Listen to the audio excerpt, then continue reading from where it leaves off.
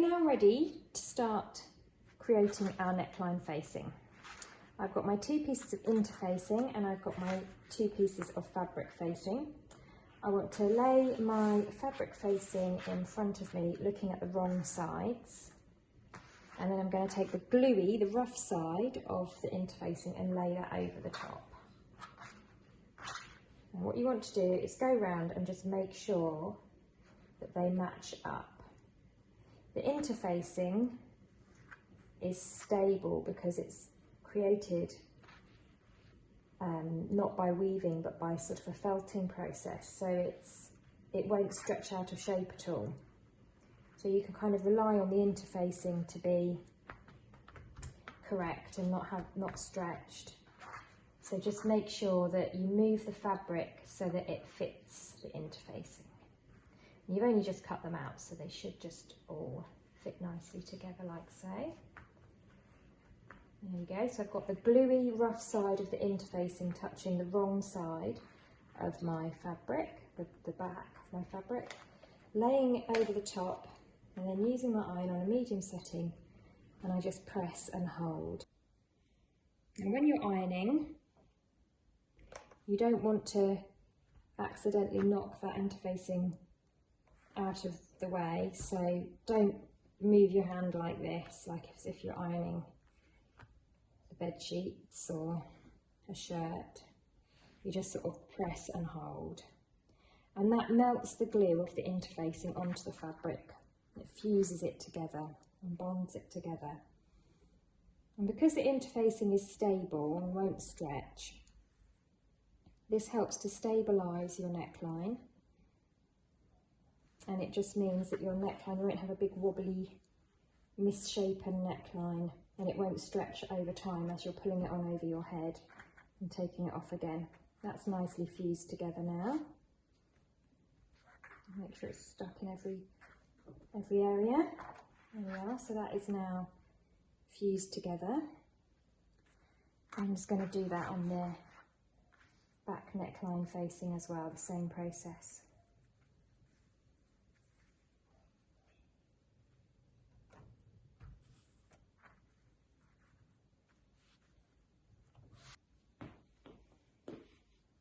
I've got my machine and my overlocker set up ready to start sewing, and I've got all my pattern pieces in front of me and my Tilly and the buttons instruction booklet to help me out as well. So I'm going to start now sewing up my indigo dress. Now stage 1 is to stay stitch the neckline of the front and back bodices. Now if you're not familiar with stay stitching, it's a really important step. What you do is you start at the shoulder, and 1 centimetre in from the edge you sew all the way down to the centre front, and then you come over to this shoulder and you sew all the way to the middle here to the centre front, and you use a small stitch, so you use like a 1 or a 1.2 stitch length, and what this does is it stabilises this area. Now with fabric you have the straight grain which runs this way and runs this way. We cut this on the fold, so this is the straight grain, and then the straight grain runs across here. When you cut a curve into the fabric to make a neckline, you're cutting across the grain at a bias angle, and that can mean that that area can stretch very easily. And by stay stitching, you're eliminating the stretch. So if you've ever made a dress or a top and you've ended up with a wobbly neckline, all these stages that we're going to do are really important to help eliminate you from having a wobbly neckline. And the reason why you start up at the top here and you sew down to the middle, and then you start back up here and you sew down to the middle, is just to keep it even, and because if you did it all the way around, by the time you got to the end, can you see how my finger pressing that fabric is sort of almost stretching it as I go and creating a little wave? It just stops you from getting that wave. So if you start there and you come down to the middle, and then you start there and you come down to that middle, it's you know, it's just conventional to do stay stitching like that to stop it from just kind of continually stretching as you go all the way around there. It keeps both sides the same. So we're going to do the stay stitching on the neckline of the front piece of the top and the neckline of the back piece of the top. Same again, starting 1 centimetre in at the shoulder and down to the middle, and then starting 1 centimetre in at the shoulder and back down to the middle again. I've already sewn that stay stitching 1 centimetre in from one side, and now I'm going to come back up to the shoulder and start from the other side. So I'm going to measure or just gauge that the raw edge here is matching up to my 10 centimetre line. Make sure that my stitch length is, make sure my stitch length is fairly small, because you want a nice small stitch length for stay stitching. No need to do any back tacking, and just slowly and gradually I'm coming around that curve, and I'm keeping my raw edge lined up with the 10 centimetre line. Now keep going until I reach the centre, and then I'm going to repeat the same on the back neck panel until I've gone all the way around both the back and the front necklines. The next stage that we're going to complete is to create our bust darts, and I have drawn the first one on here, so hopefully you can see that okay. I've got my pink chalk mark that I made when I cut out the pattern, and then I've got my 2 notches at the side, and I've just used a ruler and I've drawn with a fabric pen a triangle to draw out that dart. So I'm just going to do the same now on the other side. So I find that notch at the top there where I snipped into the fabric and join that up with the pink dot that I made at the apex of the bust dart there, and then same, I can just see that's there, so I've joined that up. There we go. And so that's those darts drawn out. So what we're going to do is we're going to sew them out. We're going to sew out that triangle of fabric, and that will give us the extra shape we need around the bust. I use some pins and I just fold those 2 together. So I'll start off by just matching. Can you see where those 2 notches were cut? I'll just start off by matching those up. I'll put a pin in. I want to make sure on the other side that my pin is piercing through that line that I drew. And I'm going to draw put my pins in with the heads this side, so as I'm sewing they're easy to take out. I'll come down to the end now, and I'll put a pin right in at that apex point, and I'll just make sure that I'm sort of pinning along my line that I've drawn, because that's where I'm going to sew along. And I shall do one dart and then I shall do the other, because I don't like leaving pins in the fabric.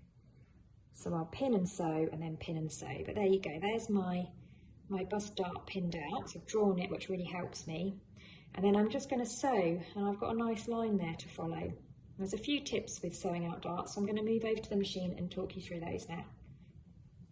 My machine is just set to a regular straight stitch, normal length.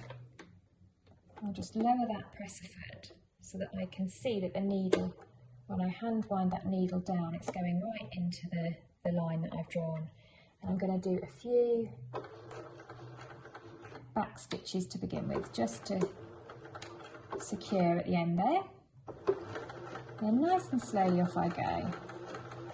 And I'm just following that line there, keeping the fabric nice and flat underneath.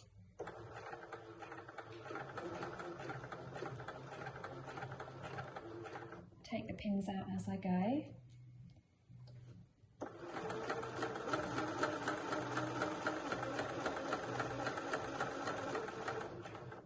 Now as I get to the end here, I'm going to take that pin out. When I get right to the very end of that dart where I can see that pink chalk mark, I'm just going to reduce my stitch length a little bit, and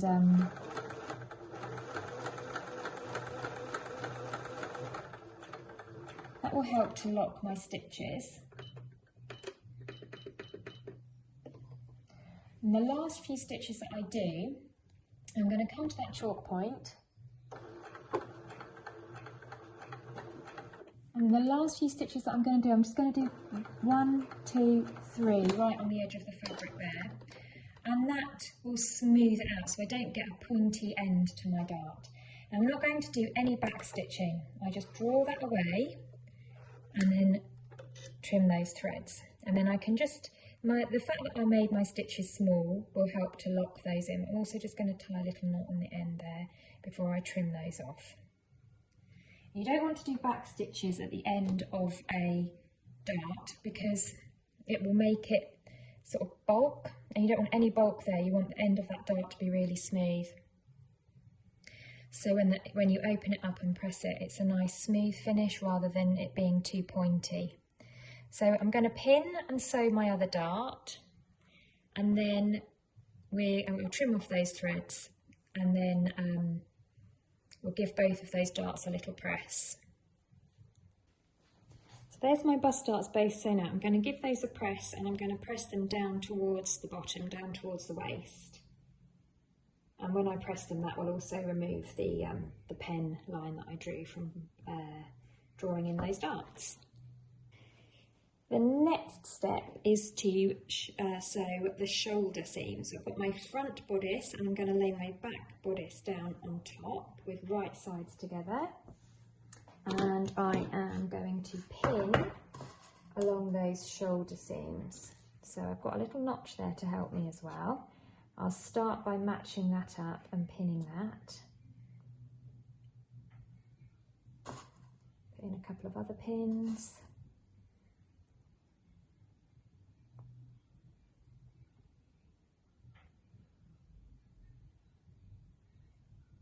And the same on the other side. And I'm going to do exactly the same with the neckline facings. So right sides together, matching up those shoulder seams and pinning them together. And then I'm going to sew both the shoulder seams and the shoulder seams of the neckline facings together with a 1.5 centimetre seam allowance. So here we go. I'm matching up the raw edges with the 15 line because it's 1.5 centimetres. Take out the pins as I go. I'm just on a normal length straight stitch. A couple of stitches to secure. Just keeping my eye here to make sure that my seam remains at 1.5 centimetres the whole way through, or 5/8 of an inch.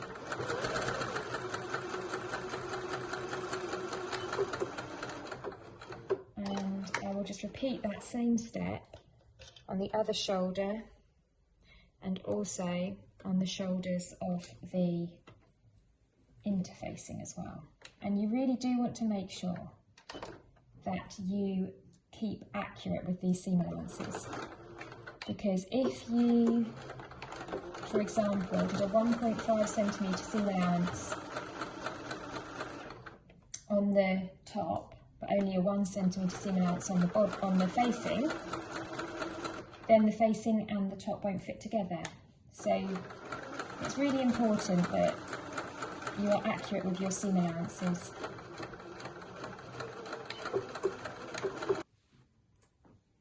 So there we go, those are all done. So I'll trim off any of these little thread tails here. Just do this as you go. If you don't trim your thread tails, then you'll end up with a big mess at the end.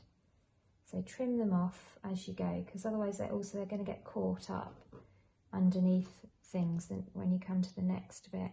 And I just keep a little plastic bowl, one of the kids' IKEA bowls, stick all my threads in there so that they don't end up stuck to my tights. And then you should see the stairs in my house, oh my goodness, covered in threads. Right, so the next thing to do is over to the ironing board. I'm going to press these open and flat here on the neckline facing. They don't need to be overlocked or zigzagged because the facing will stop it from fraying, so it's been glued to the facing. But also they're going to sort of sit inside, so they're not really, you're never going to see them. So all you need to do with that is just to press them open and flat. So I'll go and do that. Now with the shoulder seams here, if you want to, you can zigzag stitch along those just to finish them off, just to stop them from fraying, and then press them towards the back. Or you can overlock them and press them towards the back. If you want to zigzag them separately, then you can do that and then press them open and flat. But just, you know, this is nice thin fabric, it's not going to bulk up too much. So I'm just going to zigzag them, overlock them together and then press them towards the back. Now if you haven't got an overlocker, you're going to have to finish all of your internal seams to stop them from fraying. You just use your zigzag stitch on your machine, or you might even have a particular overcast stitch. Just refer to your own manual for your sewing machine.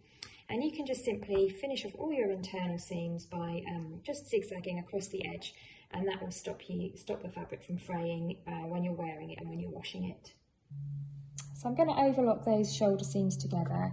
I can trim off a bit as well at the same time. So that notch that's on my overlocker foot, I'm going to, or that groove I should say, I'm going to match up with my stitched seam line there.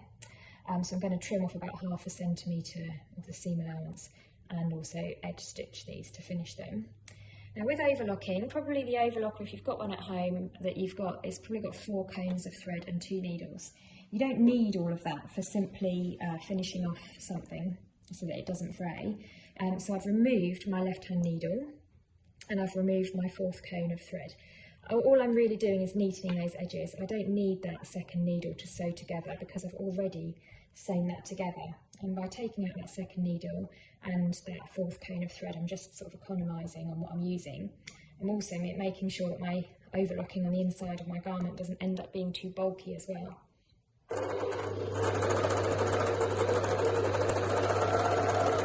Now I actually had, because this is one of my favourite colours, this green, so I had quite a few cones of thread to use. But if you haven't got colours to match, just use you could use plain white, or you could, I don't always use all of the same colour cones in my overlocker. Sometimes if I'm making something that's kind of pinks and reds and browns printed together, I'll just use a pink red thread, a red thread and a brown thread and mix them all up together. As long as they're the same quality threads, it doesn't matter if they're all different colours. So just use what you've got.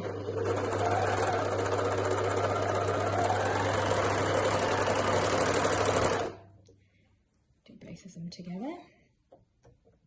And then I'll trim them off afterwards.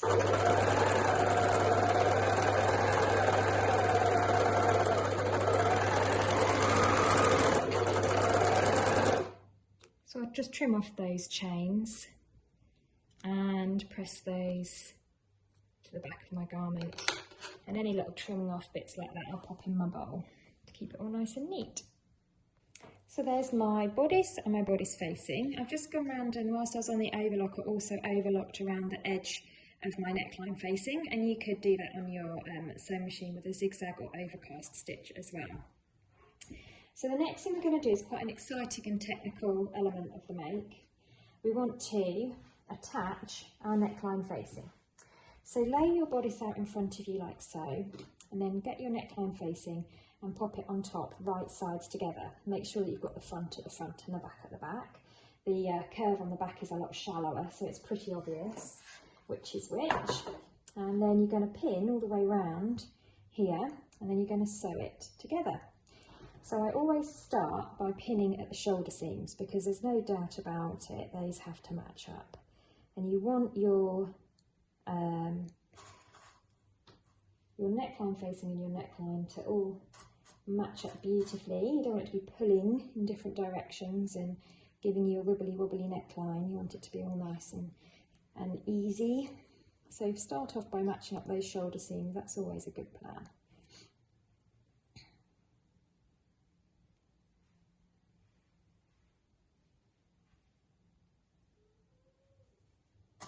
And you hear singing in the background. Builders have been rocking it to Whitney Houston and Lionel Richie. They're singing away to their heart's content out there. Right, so then I'm going to match my notches. So I can see I've got a notch sort of on that back neckline there. And I'm going to match that up. This is where notches are so helpful in constructing your garment, because you just know that everything is going to fit together as it ought to, and it's not going to stretch and skew.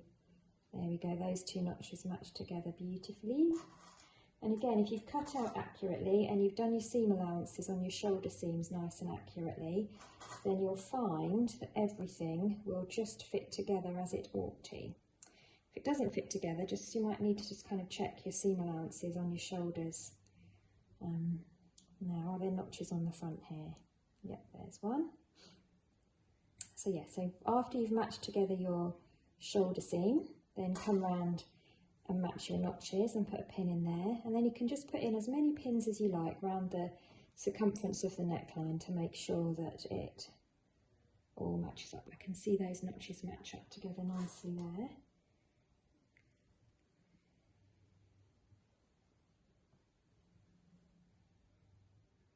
And those raw edges together, and everything should just go together nicely. Of course, when we're sewing, we're always dealing in three-dimensional shapes, so it all starts to sort of feel a bit awkward sometimes because you're kind of making something 3D out of something 2D.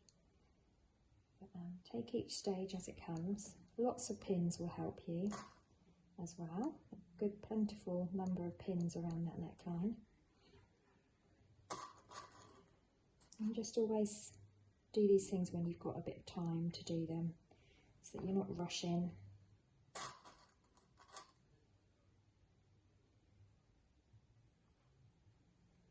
There we are, I think that's pretty good. So there's my neckline, and it's pinned all the way around there. I'll put another pin in there, around that curve there. There we go. So I'm now going to sew all the way around the neckline edge.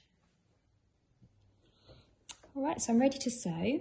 I've put my work under my machine and put my presser foot down and just hand wind my needle into my work to begin with.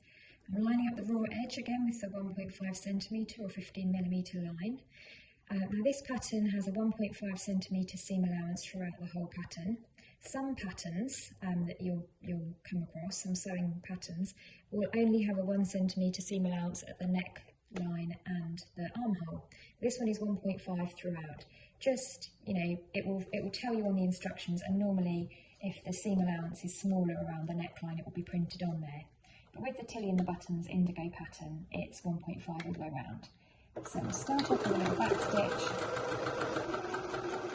and then keeping nice and slow and steady, I'll just come all the way around that neckline.